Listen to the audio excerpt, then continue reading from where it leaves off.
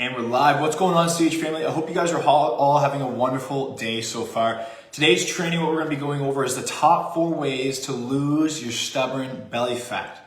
Now, my goal here is to share some stuff with you guys that you've never heard before. And I'm just going to give you the real deal when it comes to losing that belly fat. All right, so we'll dive right into it. And if you ever have any questions, if you're watching live or if you're watching YouTube, comment down below and I'll answer you as soon as possible. So, first and foremost, let's talk about why do we store belly fat in the first place, guys? Why is it that it's that last little stubborn place when we're trying to lose weight? Number one is just the way your body's designed, right? We typically store fat where our organs are so we can protect our bodies just naturally. So for a lot of women, if you're gonna have babies and stuff, you're gonna store belly fat there. Same for guys as well. It's just our important organs around there. So we're typically gonna still store our belly fat there, okay? So when we lose belly fat and we lose fat overall, you'll find that, a lot of time your fat will store in certain places and it'll also lose in certain places first. And then there's always that last little bit that's hanging around. So for me, for example, it's like my love handles. That's where I store fat the first, okay? So that's number one. Number two is also our hormones. So for example, insulin levels, which we'll talk about here today, that can also play a huge role in you storing belly fat. For example, if someone has very high insulin levels and their hormones are off, it can actually cause you to kind of your body change and get that pear shape or that apple shape where your belly, it just stores a bunch of body fat, and that's where it stores. So that's number two. Number three is your lifestyle. Right? Your body will adapt based on what your lifestyle is. So if you're someone who is a marathon runner, odds are you're going to be looking like a marathon runner, right? But if you're someone who doesn't move as much, then odds are that's the way your body's going to adapt. So if we have a sedentary lifestyle, which most of us do nowadays, your body will adapt to that, right?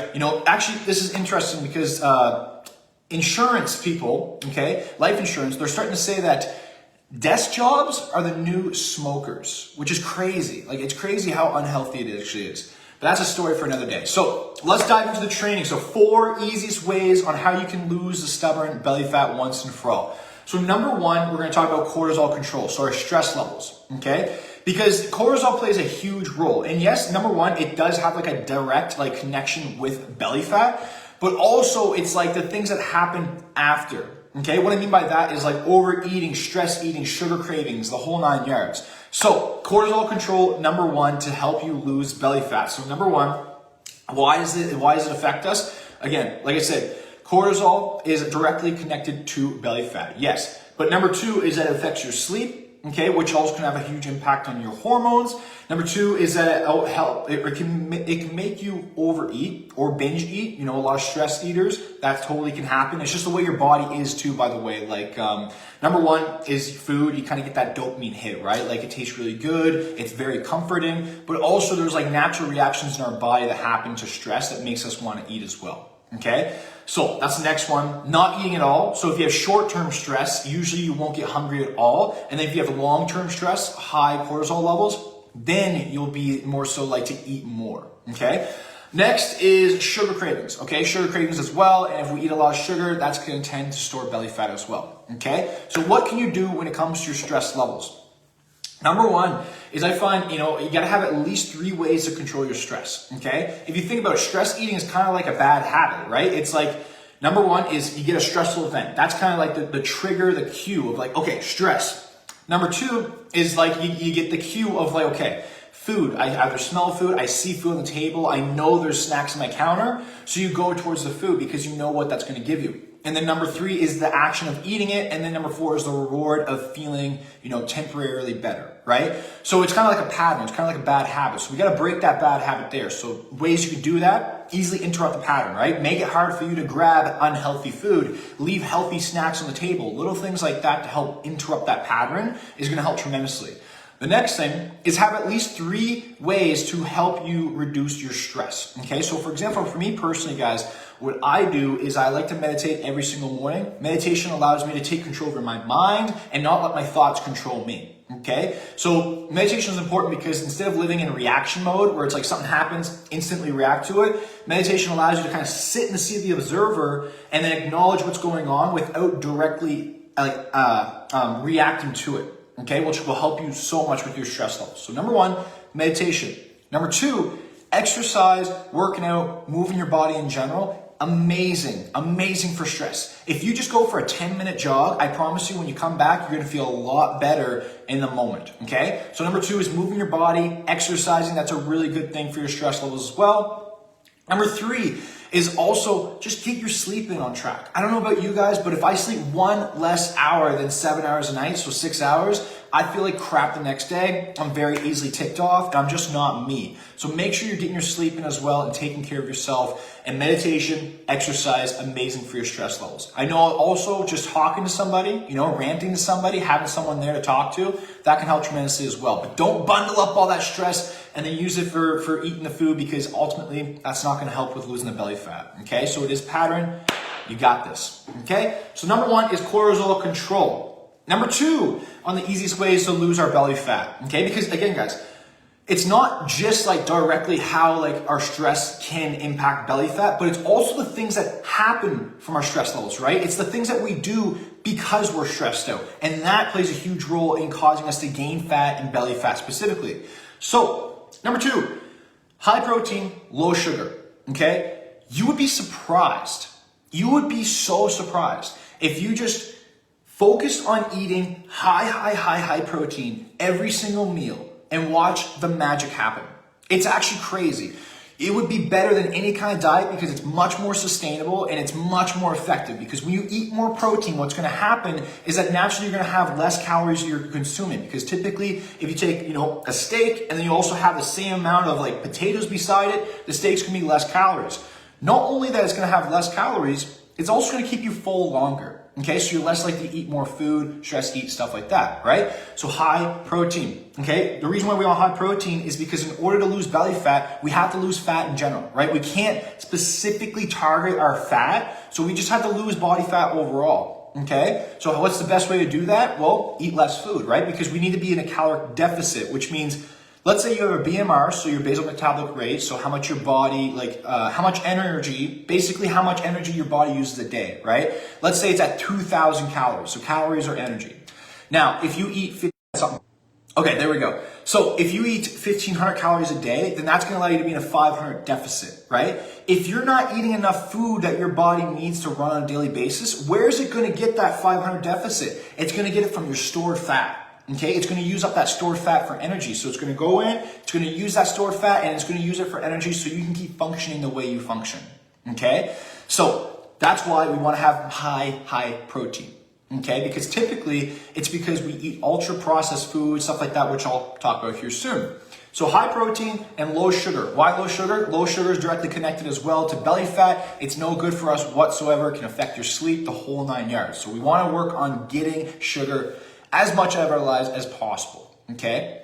So that's that there. Now, let me see here, just making sure. Yeah, another thing too, less sugar is gonna help with bloating and inflammation as well, okay? You might not know it, but you might be constantly bloated like an extra inch or so, and it's just because you're inflamed and bloated, it's just because of the food that you're eating, okay? So just cutting back on the sugar, cutting back on unhealthy foods, getting more protein into your diet is gonna play a huge role. I can promise you that. Now, let's see here. I know also there was, I forget what study it was, but they did a study on a weight loss group, and they showed one group had less carbs in their diet and the other group had carbs, and the other group at the end of the study ended up losing like 10 more pounds. So yes, less carbs can help, less sugar can help in your goals. Just make sure that it's sustainable, right? You want to make sure it's sustainable, but high protein will play a huge role in that. Okay, let's move on to the next one. So number 3, guys, is cutting out processed foods as much as possible. There was a study done, and it showed that the average American consumes at least 60% of their diet is ultra processed foods. Okay, and quite literally, we are what we eat. Right? So if we're constantly eating processed foods, or we're constantly eating out, how do we expect to lose the belly fat? It's just not possible. And here's the craziest part about it, is that the more that we eat better, and this was a huge thing for me because I used to eat like shit growing up, the more that we eat better though, the more that we crave that food, the more that we want that food, and the less that we crave the crappier, unhealthy food. It's crazy. Like if you just eat not even very well, but decently well majority of the time, you'll find that your body won't even react well when you have McDonald's or whatever it may be. So cutting back on processed foods is going to play a huge role, okay? I would say if you can cut it back to eat only about 20% of it in your diet, that's perfect. So like the 80-20 rule, right? Where 80% of the time, we eat decently well, okay? Totally doable. And then 20% of the time, have that cheat meal, have the burger, have the fries, go for it, live your life. But if it's 60% plus of our diet, we just cannot expect to lose belly fat, okay? So let's move on. Another thing too is ultra processed food. You know, one bad thing about it is that you can eat so much of it and you never get full, right? Like you eat so much of it, it's very low protein, horrible protein as well, by the way, and we just never ever get full, okay? So that is number 3. Now, number 4, last but not least, number 4, so is movement, okay? So why is movement so important in exercise? Well, it's gonna help shape your body. So this is one cool thing about exercising is that it helps shape your body differently so that way automatically like you look just better in clothing, okay? So even if you don't drop 1 pound of fat, like your body, so if you don't drop 1 pound, but your body can recomposition, so it can change the way it looks, so you'll naturally look much better, okay? Which is cool, super cool. Now, the next thing though here is that it's really important for keeping your insulin levels on check, okay? So under control as best as possible. And the reason why that's important is because when your insulin levels are very high, it's also directly connected to belly fat gain as well. As I mentioned before, people who usually have high insulin levels usually will start to have that pear-shaped body where you store a lot of fat like below the breast area. So you store a lot of belly fat around there. So high insulin is connected to lots of belly fat, okay? But by moving your body, exercising consistently, that can help play a huge role in eliminating that, okay? So you don't have to worry about that. Now, that is that there. A few other ways too, just to get your insulin levels down is like less sugar, watching your portion sizes. You don't want your blood sugar to spike, little things like that as well.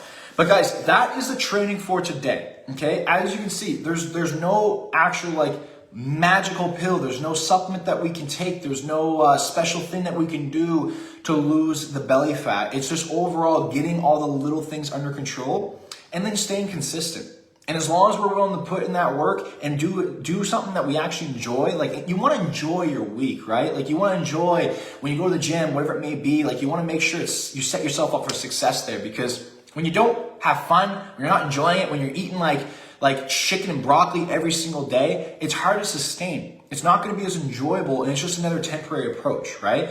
So you want to follow along with that process. Make sure you set up your routine in a way that you actually enjoy and you know you can stay consistent, and then just keep pushing yourself to try to do better and better as you go. And I promise you, if you just keep showing up for yourself every single day, refuse to quit, you will lose this belly fat 110%. I've had clients who lost 20 pounds, lost their belly fat, 40, 50, 60, even 120, even 150 pounds lost, okay? And lost their belly fat. I had one client even get abs after losing over 100 pounds. So guys, it's totally doable, okay? You just gotta be willing to show up for yourself every single day, make it happen, put in the little work, put in the little things that matter, and as long as you do that and you stay consistent, you trust the process, you're gonna get there 100%. It doesn't matter what age you are, it doesn't matter whatever you're dealing with, you got this 100%. Okay, so that is the training for today. Now, if you want more information on how you can lose that weight and sustain it long term and create that lifestyle, check out the masterclass coming this Thursday. I'm doing a free live masterclass this Thursday, 8 p.m. AST, 7 p.m. Eastern time is going to be. So if you want the link for that, I'll drop it down below in the comments, but make sure you attend to that. It's going to be huge. And if you have any more questions for me, drop them down below in the comments. But I hope you enjoyed this training today, and I'll see you guys next time.